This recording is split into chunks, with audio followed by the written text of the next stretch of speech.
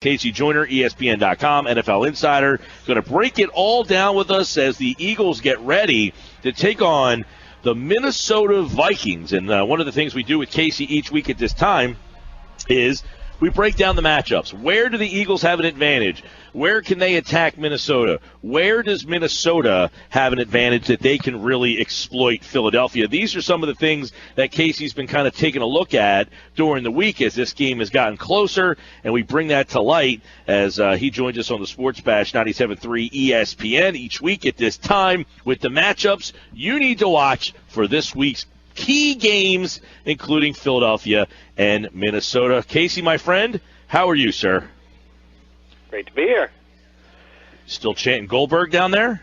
I showed my youngest son some classic Goldberg clips, and his eyes bugged out. I'm like, he knew how to pop a crowd like nobody's business.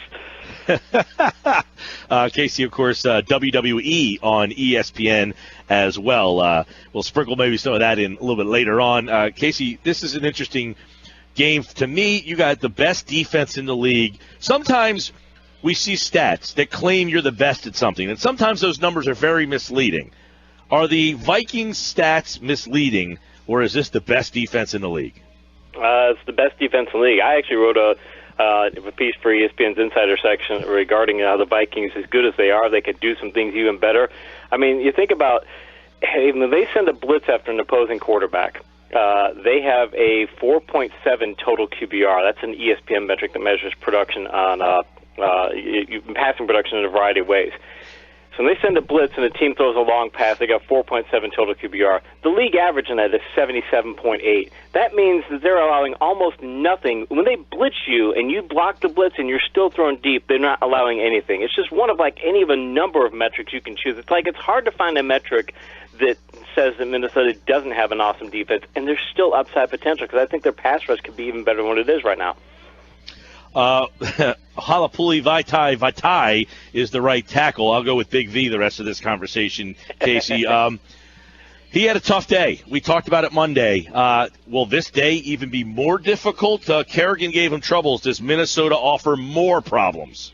Yeah, Rosen and Hunter, their ends.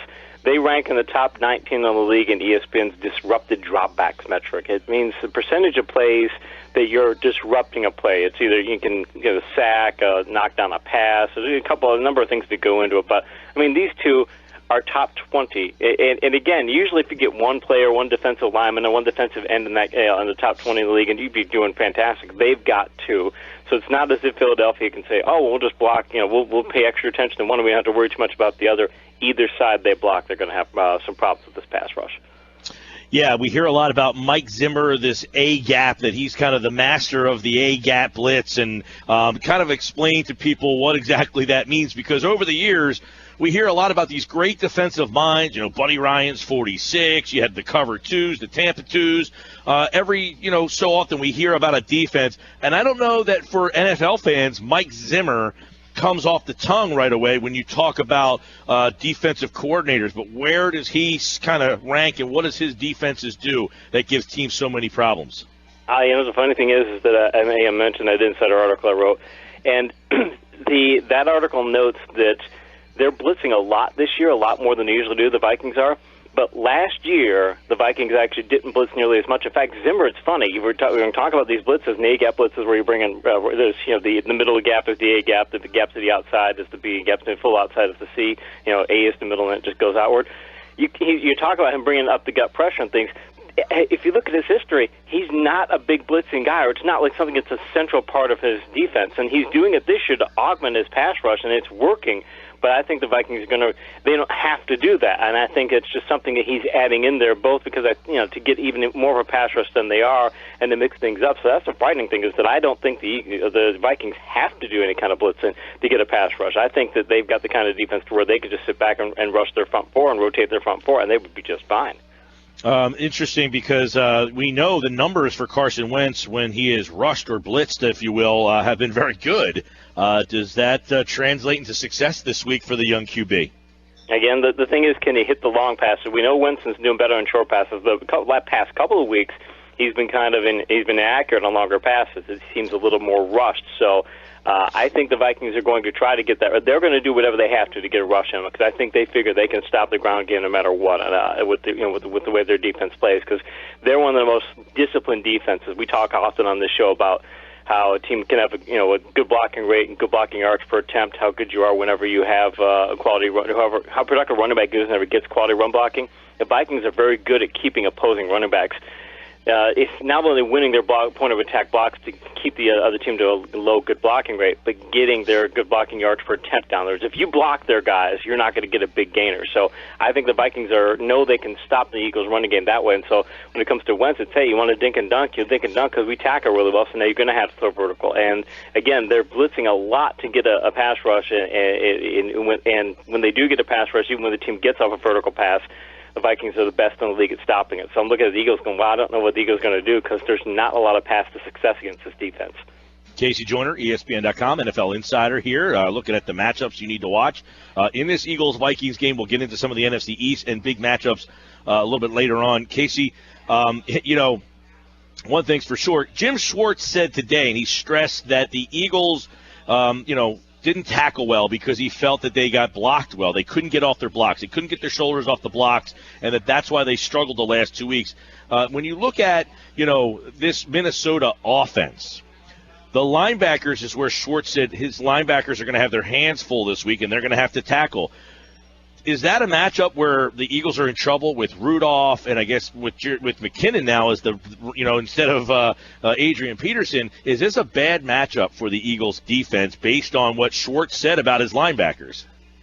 Here's the thing about the Vikings. Right now they have the worst good blocking rate in the league. So in other words, they're giving their running backs poor run blocking more than any other team in the league. The bad news is they just had the best good blocking rate of the season last week at week 5 at a 45.7% good blocking rate, which is a really good rate. 38% is the average. You want to be close to 50. They were.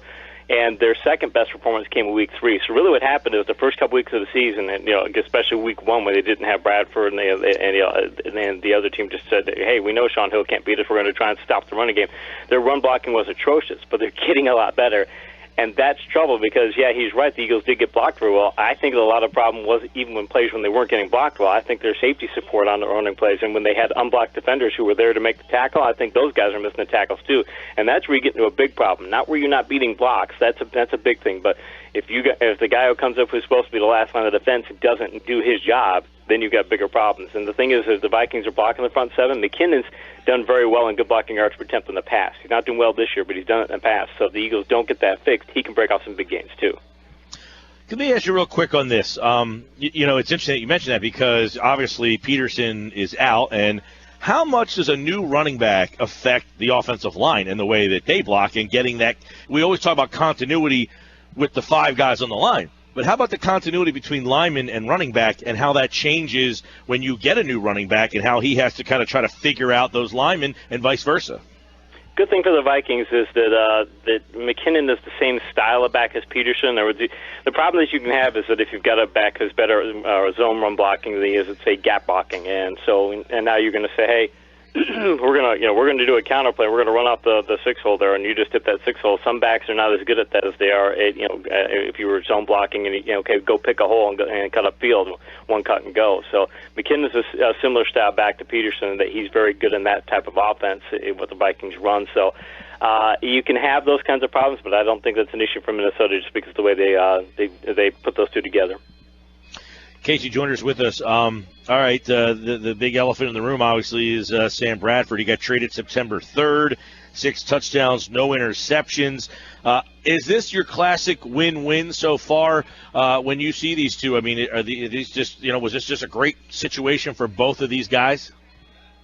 Yeah, I think of it is a win-win, and it's a rare win-win because it looks like that Carson Wentz can be you don't want to say this so early in his career, but it looks like if he's not a franchise quarterback, he could be darn close to it. It looks like I think he even has the potential to be a franchise quarterback.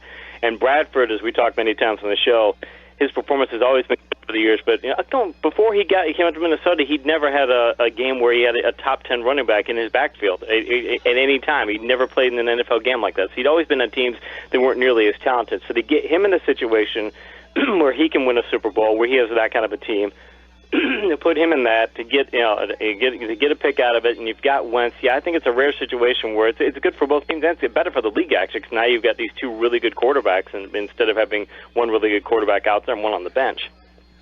Yeah, Wentz obviously has played pretty well. He struggled a little bit last week. I don't think he was awful, but he certainly had his, toughest game so far. But this is a completely different challenge against this Minnesota team. But I do want to ask you where you think Philadelphia, if you're Carson Wentz and this offense, where can Philadelphia try, to attack this Minnesota defense? Because they've given up no more than 16 points in any game this year. Yeah, it's tough. I don't see a lot of places. Their run defense has been good, but not great. So I'd like to see the Vikings do that. I mean, the run defense has been actually very, very good. But I've seen some situations where maybe they're not so good. I probably got the Terrence Newman if I'm looking at a coverage person to go after.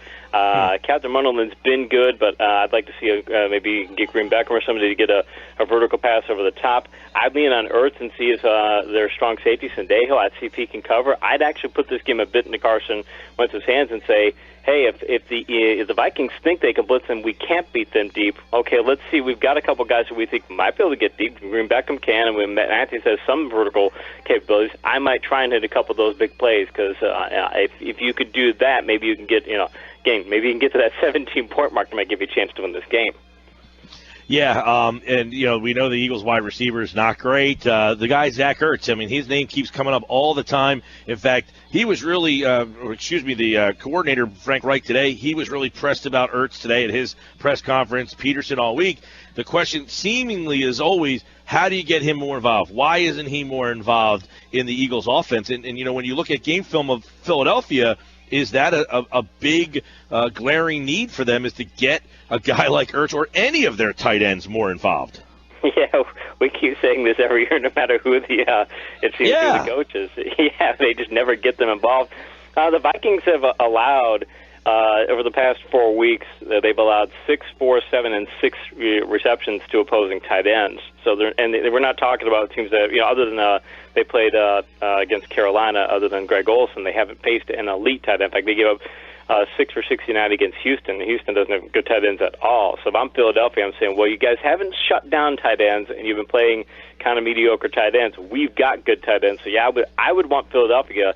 I don't know if you necessarily want to get that reception number up to 10, but if you can, but that's great because you're going to have trouble going elsewhere because Rhodes is a shutdown corner, and again, they can go after Newman, they go after Munderland, but those aren't exactly weak corners in this defense. So if I'm the Eagles, I might be trying to throw a lot of passes to Ertz and see if I can keep chains moving that way.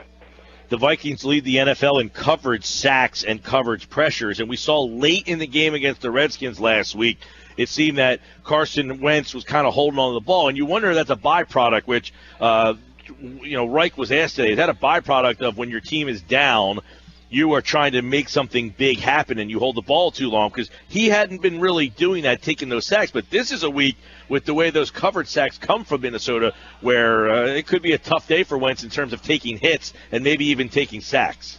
Yeah, taking sacks. Again, Minnesota has... If you look at how many times they either hit the quarterback, or sack the quarterback, they get some kind of a pressure. They're getting pressures on 31.7% of dropbacks. It's nearly 1/3 of the time. All the other teams drop. That includes short passes and dink and dunks where you usually aren't going to get any kind of pressure, and they're getting after the quarterback that often. So if I'm the Eagles, I'm looking at it and saying, hey, this is a game where I know Wentz is probably going to get some pressure. Good thing is that he's been so good at dink and dunk passes. He's been so good at the underneath stuff. And I would try and pull a lot of the creative things that you had early in the season where you're going, okay, let's throw in a lot of different types of screens, a lot of different looks and things, and make Minnesota, sit back and play a little more honestly rather than try and blitz and such. I would try and, do those sorts of situations. That's why I think it's going to be important for the Eagles defense to keep this game close, because as long as you can keep the game close, Eagles can continue to play that kind of percentage dink and dunk ball. But if the game starts to get out of hand, or you give Minnesota say a 10-0 lead, that's it. You can't play your game anymore. So I think whoever scores first, it's really imperative for the Eagles to do that. There's so many numbers in this game that jump out. Carson Wentz, lowest completion percentage against nickel coverage. We talked about how good they are in the secondary there. He was sacked on 12.7% of his dropbacks in weeks 5 and 6. That's the highest among quarterbacks in that span. But here's one that really jumps out. The first game without Lane Johnson, Casey, the Eagles did not run the ball to the right side, not once. That's not going to play this week, right? No, you've got to keep the other team honest. And the thing is, a Big V. I mean, his troubles were in the passing game and such. And I think the Eagles they're starting to. I think the Eagles might be getting there. We got to a little bit to the point where they said, "Hey, we've got Wentz, so maybe we don't have to go to our running game quite as often as we did before. Maybe no, we've got Wentz. Hey, now we don't have to." Game plan around, the fact that he's a rookie and such. Maybe we don't have to do those other things. So I think of the Vikings, you want to do a lot of mixing it up. And I think, and the thing is, what do they say with offensive linemen? You want offensive linemen to, they like run blocking more than they like pass blocking. So maybe give Big V some more run blocking plays and say, go ahead and do this. Because I think you could give him those assignments. And again, if you put a tight end on his side, he's not going to, get beat outside in the situation. Maybe you're not going to make him feel like he can't do his job. So maybe I just give more running plays just to get his head in the game a little more, Yeah, it's something. You look at the run game, the Eagles have tried to run the ball. They haven't been great. Smallwood gives them maybe a little bit of boost. You got Matthews. They got Sproles, who wasn't really involved. It seems that the Eagles have a lot of good players, but not that guy that you really want to feature in this game. And I think that makes it a tough situation against this defense on Sunday. And Casey, you look at the Minnesota offense with Sam Bradford. They're going to get Diggs back. It seems like they can get you, even though they don't have like that marquee Adrian Peterson kind of guy. They got Rudolph. They've got the two different running backs. They can go with McKinnon out of the backfield. They can pound you with Asiata. When you bring Diggs into the mix, they do have a couple of different ways they can come after you. And in which Jim Schwartz said today, if you watch our game tape from Sunday, I'm running the ball 65 times at my team. I don't care if I average 1 yard a carry. I'm coming after us. You wonder if if the Eagles try to put this game in Sam Bradford's hand, or if the Vikings say, we're going to run right at you because we know you couldn't stop the run last week. Yeah, we talked about on Monday that the Eagles gave up a double-digit good blocking yards per attempt total, and that was before big run at the end of the game. So, the Eagles have to do a lot better there. And, you're right, the Vikings, you don't think of them as having this great passing game. Adam Thielen, their backup receiver last week, I think he had 7 for 100 and change and a touchdown. He did very well. Rudolph he's a top, I would say, you could say he's a top 10 tight end. Diggs, okay, he's not the greatest receiver in the league, but he's a really good receiver. He's definitely, I would say he's top 20 receiver at least.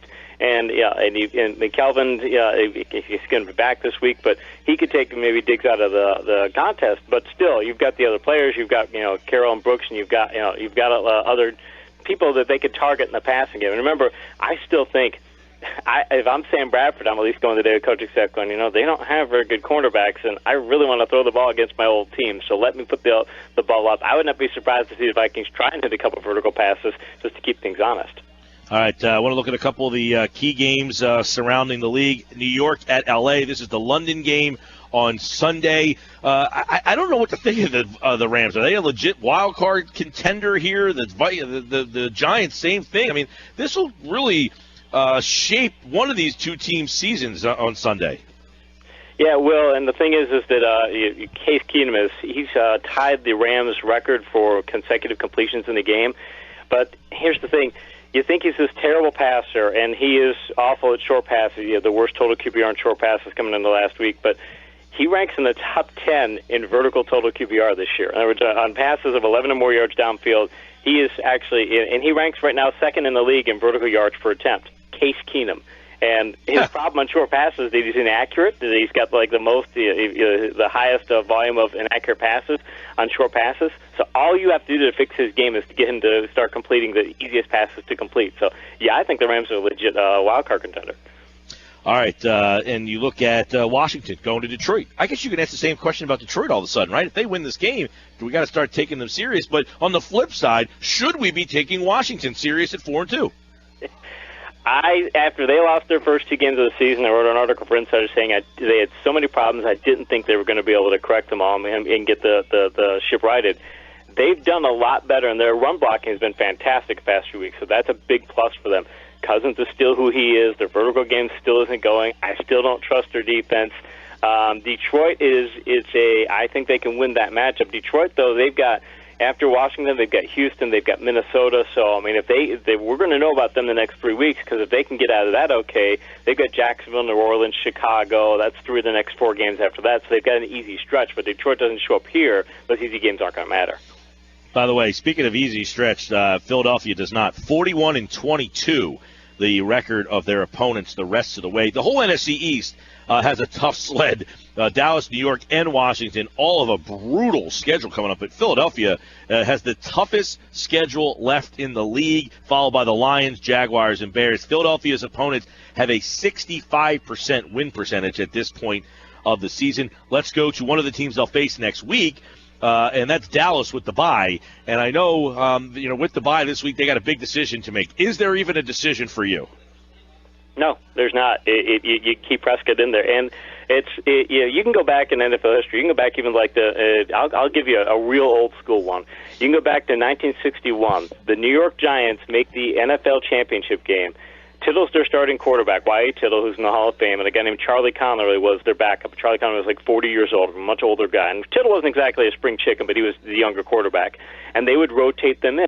They put Tittle out there, and if Tittle was doing well, fine, he plays the whole game. And if he wasn't doing well, they'll go ahead and rotate Connerly in there, and maybe they might rotate Tittle back in if Connerly didn't go out there and solve the problem. So I think the Cowboys can look at it that way. We've got this rookie. He's playing fantastic. We've got this veteran who we know can do the job. Let's make Prescott our starter. Let's make Romo our relief pitcher. It's been done a lot of times through NFL history. I would think you could keep the locker room together, given the kind of person that Romo is, and you can make a run at the Super Bowl and things. And I would bet that if you did that, Romo was going to have to come in sometime during the stretch run of these tough games and things and pull one out for them. And if he has to do that, and it keeps him involved in the team, and it just gives you the best chance because you need 2 quarterbacks in the league if you can have them. All right, there's the look at the game. Good insight there from KC Joyner. Philadelphia, Minnesota. Who you like? Hate to say it, Minnesota's best team in the league right now, and I think Philadelphia, as good as they are, I don't think there are only a couple, 3 teams right now that could beat Minnesota, and I just don't think Philadelphia. I think Philadelphia maybe 1 in 10 chance. I think Minnesota is going to probably take this game pretty handily.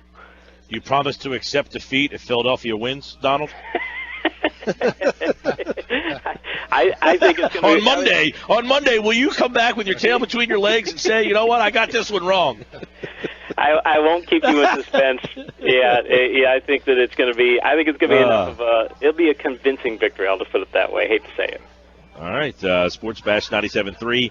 ESPN, and of course KC Joyner covers the WWE as well as fantasy football, college football, NFL over at ESPN.com. And we were talking right when you came on there, Casey.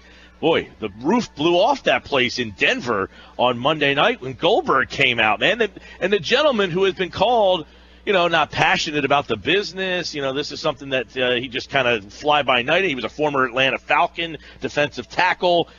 He was in tears, man.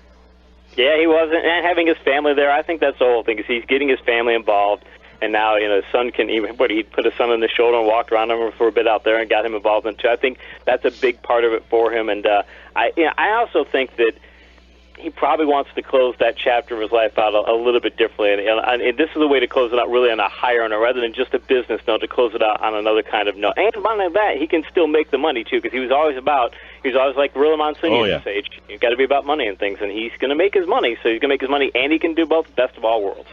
All right, my pal KC Joyner here on the Sports Bash 97.3 ESPN. He's back on Monday at 3:05 when we take a look back at all, at 5:05 when we look back at all of the Week 6 NFL action. Thanks, pal.